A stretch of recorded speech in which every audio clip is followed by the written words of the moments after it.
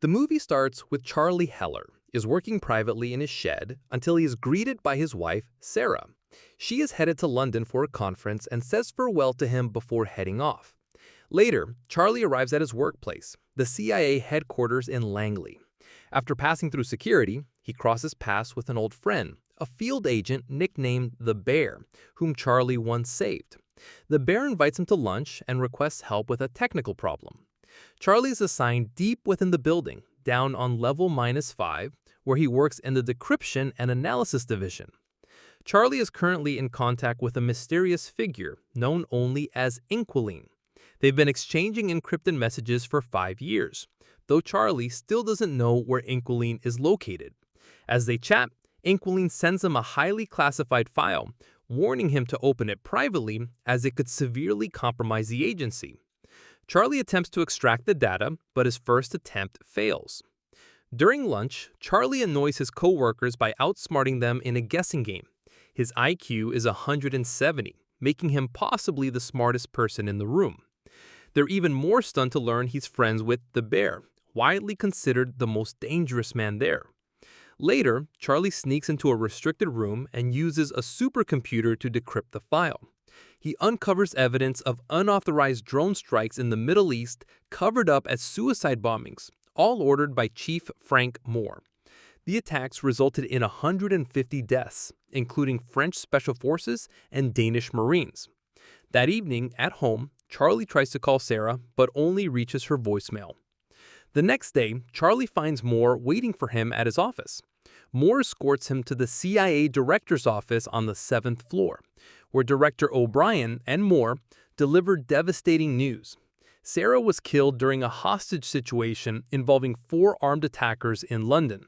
Charlie refuses to believe him until they show him a news report and surveillance footage of Sarah being taken by the gunmen. Back home, Charlie is overwhelmed with grief and uncertain of what to do next. Later, he meets with Moore again, this time accompanied by Caleb Horowitz. Charlie demands they take immediate action against Sarah's killers, but they tell him it's not that simple. They advise him to go home, take time to grieve, and leave the matter in their hands. Charlie is later given Sarah's personal belongings and her body. Among her things is a puzzle she had planned to give him as a gift, which brings him to tears. Determined to uncover the truth, Charlie investigates the incident himself. Using voice recognition software, he identifies the 4 terrorists: Mishka Blazhic, Ellish, Gretchen Frank, and Horst Schiller, the one who pulled the trigger. He brings his findings to Moore and Horowitz.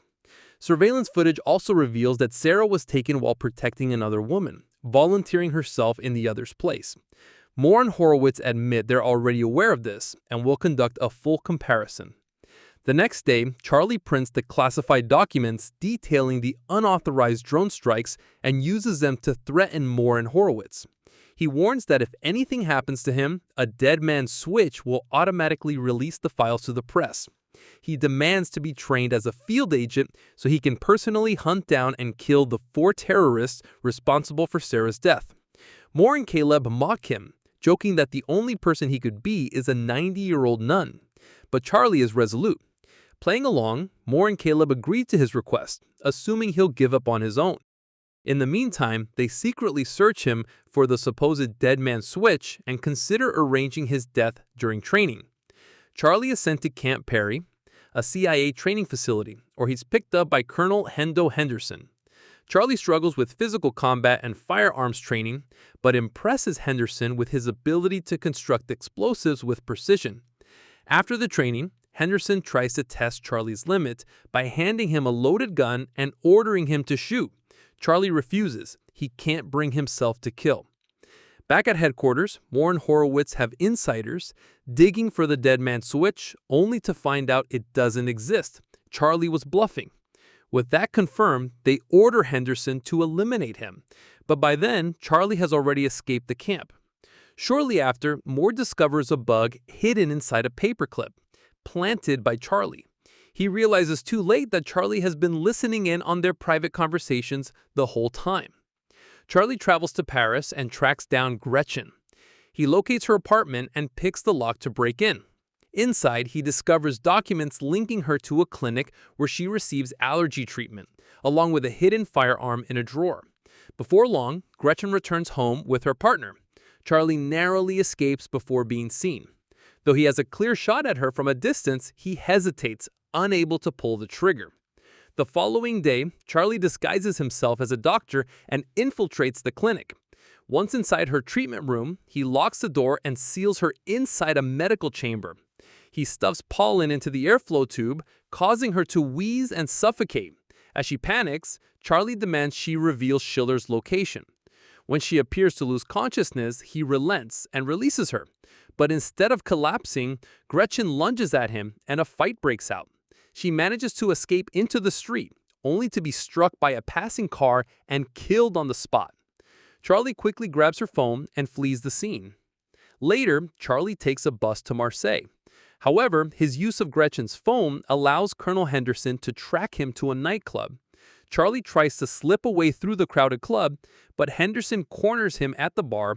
Just as things escalate, a bomb Charlie planted in the bathroom detonates, creating chaos and giving him a chance to escape once again. The next day, Charlie makes contact with Inquilline and travels to Istanbul, where he finally meets her. Surprisingly, Inquilline is a woman named Davies. She reveals she's the widow of a former KGB officer who had become a CIA asset. He was the original Inquilline until his mysterious death, an accidental fall from a window. Before his death, he had taught Davis everything he knew. After he died, she maintained the connection with the CIA, just in case she ever needed help, explaining why Charlie had always assumed Inquilline was a middle-aged man. Working together from her home, they trace Mishka Blazhic to a hotel in Madrid. They learn that he pays the hotel staff to clear out the rooftop pool each night so he can swim alone. During this time, Davies, still coping with loneliness, asks Charlie if she can sleep beside him, just to feel someone near again. He agrees. At the hotel, Charlie confronts Blazhic at the rooftop pool. He reveals he's rigged the pool with a device designed to decompress and shatter the glass. Demanding Schiller's location, Charlie gets nothing. Blazhic insists Schiller has vanished Europe. When Blazhic tries to escape by swimming away, Charlie activates the device. The glass pool begins to crack before finally collapsing, sending Blazhic plummeting 16 stories to his death. As Charlie attempts to leave, Henderson catches up with him again. However, an operative sent by a now suspicious Director O'Brien intervenes, leading to a brutal fight. The operative manages to disarm Henderson and shoots him, but Henderson fatally returns fire, killing the operative. Meanwhile, Charlie escapes once more. Back at CIA headquarters, Horowitz tracks down Inquilline's location and sends a strike team to Istanbul. Charlie and Davies receive an alert and flee. As they drive away, they believe they've put enough distance between themselves and the team, but they're spotted again. Gunfire erupts, and Davies is fatally shot. Charlie barely escapes, heartbroken by the loss of his only remaining ally. Several days later, Charlie tracks down Ellish to Romania by posing as an arms dealer. During their meeting, he tricks Ellish into opening a case that activates a bomb, rigged to detonate if Ellish moves away from him. Holding him in place, Charlie demands information. Ellish confesses that Schiller has fled Europe and is now aboard a vessel in the Baltic Sea. He also provides the names of Schiller's key associates. Despite promising to disarm the device, Charlie leaves Ellish behind, who is ultimately killed when the bomb explodes. As the CIA intensifies their global manhunt, Charlie stays one step ahead by hacking into their facial recognition systems and rerouting their search efforts to other countries. In the port city of Primorsk, Charlie gets closer to Schiller's operation, only to be tracked down by the Bear. Rather than confront him, the Bear offers to help Charlie escape before the CIA catches up. But Charlie refuses. He's not done yet. The following day, while investigating a shipyard, Charlie is captured by Schiller's men and taken aboard the fugitive's boat. There, he finally confronts Schiller face to face. Schiller tries to justify Sarah's death, claiming it was never the plan, only a desperate move when the police blocked their escape. He then turns the moral table, pointing out that Charlie's actions, killing Blazhic, Ellish, and indirectly causing Gretchen's death, weren't so different. Schiller hands Charlie a gun, inviting him to finish it. But instead of shooting, Charlie reveals his true intent. he had kept Schiller talking long enough to let the boat drift into Finnish waters. Moments later, Finnish naval forces and Interpol agents storm the ship and arrest Schiller and his men, tipped off in advance by Charlie. Back at Langley, Director O'Brien holds a press conference announcing that the classified documents exposing Moore and Horowitz's unauthorized drone strike program have been released to the public. Both men are arrested for their actions. O'Brien also confirms that the whistleblower, Charlie, is alive and has continued cooperating with the agency. Sometime later, Charlie is found by Henderson, who is revealed to have survived. He admits he underestimated Charlie from the beginning and expresses his respect for Charlie's persistence, pushing forward when no one else would. After visiting Sarah's grave, Charlie goes back home to his shed and looks at a plane that she gave him as a gift. He fixes it up and takes it out to fly. If you enjoyed this video, don't be shy to hit the like button, and if you disliked it, hit the dislike button twice, just to be sure. It would be best if you watched the whole movie. Thank you very much for watching. Please subscribe for more videos like this.